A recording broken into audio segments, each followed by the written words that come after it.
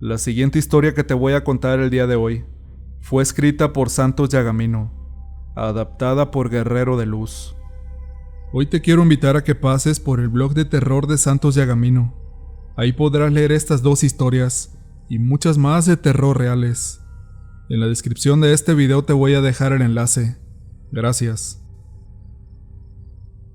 Escape de las brujas. Mi abuela era originaria del estado de Oaxaca, México, y fue quien me contó esta historia cada vez que venía a visitarnos.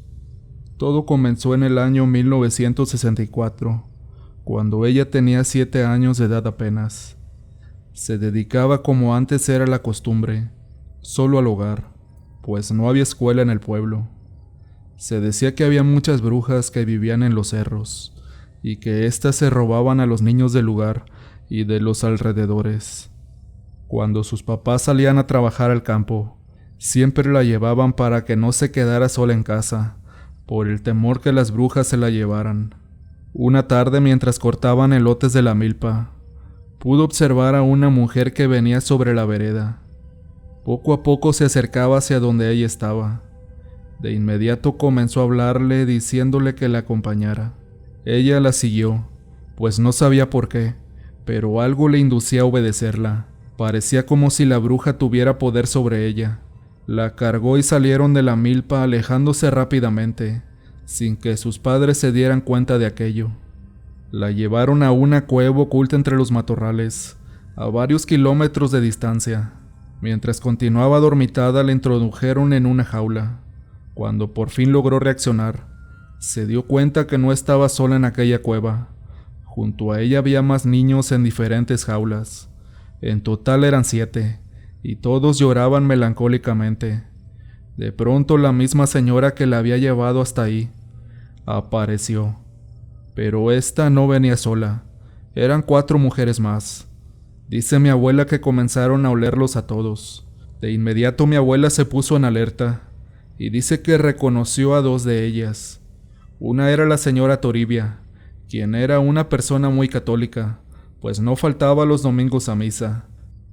La otra era doña Juana, la mujer del carnicero del pueblo. Las otras 2 no supo quiénes eran, pero de pronto una noche, al poco tiempo de estar en aquel lugar, uno de los niños que se encontraban en las jaulas desapareció. Se lo llevaron y jamás se volvió a saber de él. Solo quedaban 6. Según lo que uno de los niños decía, era que esas mujeres eran brujas y usaban a los pequeños para sacrificarlos. Después del acto se los comían o se bañaban con su sangre. Según esto, para que aquellas horribles mujeres jamás envejecieran.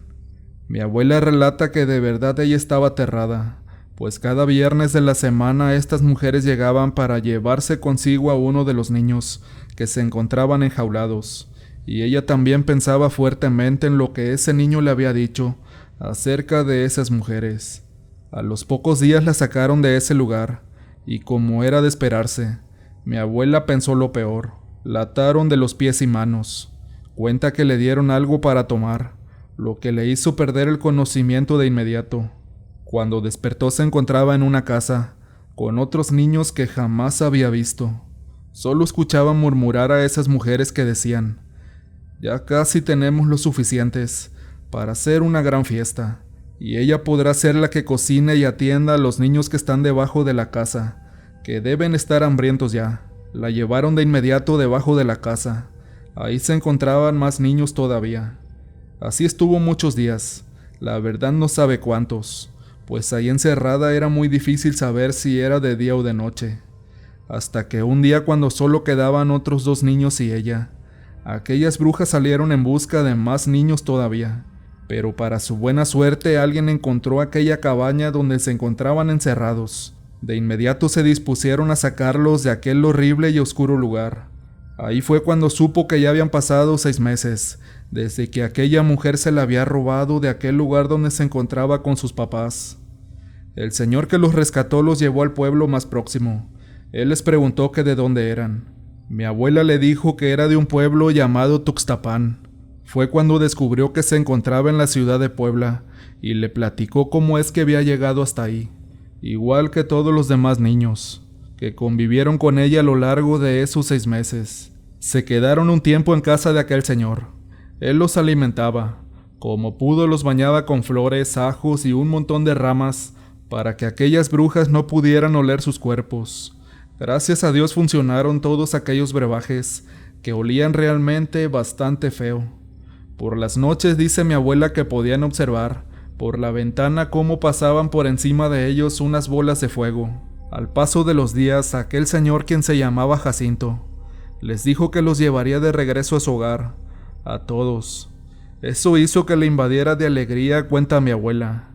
Era algo que deseaba con todas sus fuerzas, volver a ver a sus padres. Así fue como don Jacinto la llevó de regreso con los que eran mis bisabuelos, los cuales al ver pasar tanto tiempo y no tener un rastro de ella, la dieron por muerta. Pero al verla no pudieron ocultar su sorpresa y temor, pues creyeron que solo era un fantasma.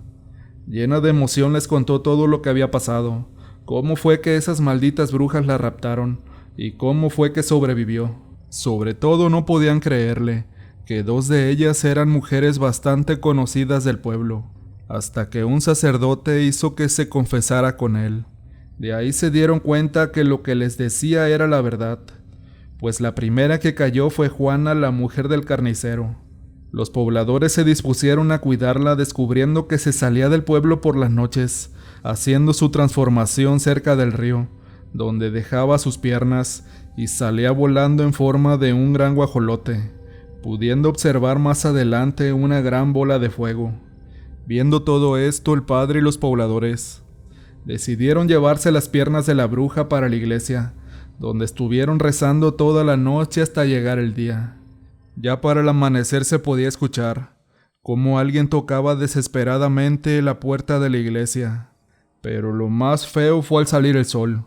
Unos gritos desesperados se escuchaban por toda la iglesia. Fue entonces cuando vieron cómo una mujer agonizaba en los peldaños de la iglesia. Esta era Juana, la esposa del carnicero. Guardaron el cuerpo y todos, como si nada hubiera pasado, se retiraron a sus casas. Al paso de los días, la señora Toribia buscaba a Juana, descubriendo así que en efecto, Toribia también era de aquellas horripilantes brujas del pueblo. La siguiente historia fue enviada de manera anónima al canal, desde el estado de Veracruz, México. Roberto y su caballo. Esta historia me fue contada por mi tío Mariano. Fue allá por los años 80, cuando la venta de montes y madera no era tan complicada como el día de hoy. Mi tío era uno de los más grandes vendedores de madera. Su aserradero era el más famoso de la región. Las ventas realmente eran grandes. Esto también fue debido a que se había asociado con los Martínez. Tenían las herramientas necesarias para cortar pinos y encinos en su mayoría, aunque también trabajaban algunos otros tipos de madera. Manolo era el padre y jefe de familia de los Martínez. Este era buen amigo de mi tío, pues se habían creado muy cercanos desde niños, ya que ambas familias siempre tuvieron lazos cercanos desde décadas pasadas, lazos que con el tiempo se fueron fortaleciendo aún más al trabajar juntos. Los hijos mayores de don Manolo eran los encargados de ayudar y atender el aserradero junto a mi tío y otros empleados que tenían. Ellos tenían también varias hectáreas de monte, más que suficientes para talar y sustentar el corte y fabricación de maderas. A pesar de todo esto, también compraban trozos, que no eran más que árboles completos para de la misma forma fabricar lo que fuese necesario. Había también gente de pueblos cercanos que solían llevarles a vender su madera, puesto que, como mencioné, no cualquiera tenía las herramientas que ellos poseían. Tenían varias camionetas y 2 carros Torton. También algunas yuntas para sacar los grandes troncos de los acantilados cuando era necesario.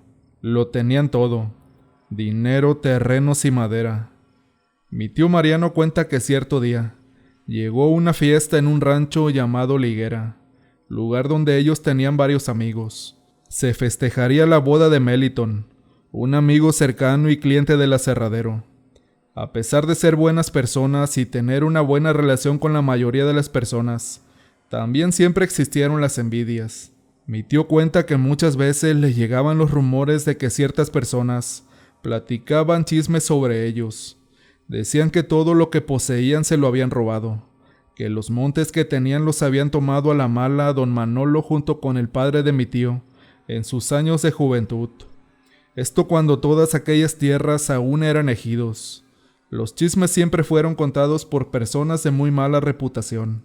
La noche anterior del día de la boda, cuenta mi tío que en el aserradero se juntaron con los Martínez para tomar unos tragos de mezcal. Esa noche llegó el sobrino de don Manolo, Roberto. Era un muchacho que, pese a tener buena estabilidad económica y el apoyo de sus padres, siempre andaba a caballo, un hermoso potro azabache de muy buena descendencia, que en repetidas ocasiones lo usaba para jugar y apostar en las carreras. Para muchos este joven era arrogante y presumido, al ser bien parecido y apuesto. Sumado a esto ser parte de la familia de los Martínez, personas de las más adineradas del rumbo. Pero la verdad es que este joven era cosa contraria, dicho por las propias palabras de mi tío. Era un joven amable y bien portado, gentil y agradable con quien sabía tratarlo. Las mujeres le sobraban. Este joven no solía beber mucho, pero esa noche los acompañó con unos cuantos tragos. Entre pláticas y bromas se fue haciendo de madrugada. Los sobrinos e hijos de don Manolo, estando ya muy tomados, comenzaron a retirarse del aserradero, ya que sabían que al otro día, en la boda, les esperaba otra buena borrachera. Don Manolo, un tanto borracho también, dijo que por ese día ya era todo, que ya era hora de dormir y que él se retiraba. Tomó a su sobrino del brazo y lo estrechó a su pecho, diciéndole que se cuidara mucho y que siempre anduviera también con mucho cuidado, que no se metiera en broncas con nadie. Solo quedaron en aquel lugar mi tío junto a Roberto, pero también ya se iban. Al estar afuera, mi tío le dijo que se fuera con cuidado. Roberto solo se despidió de mano y asentó con la cabeza.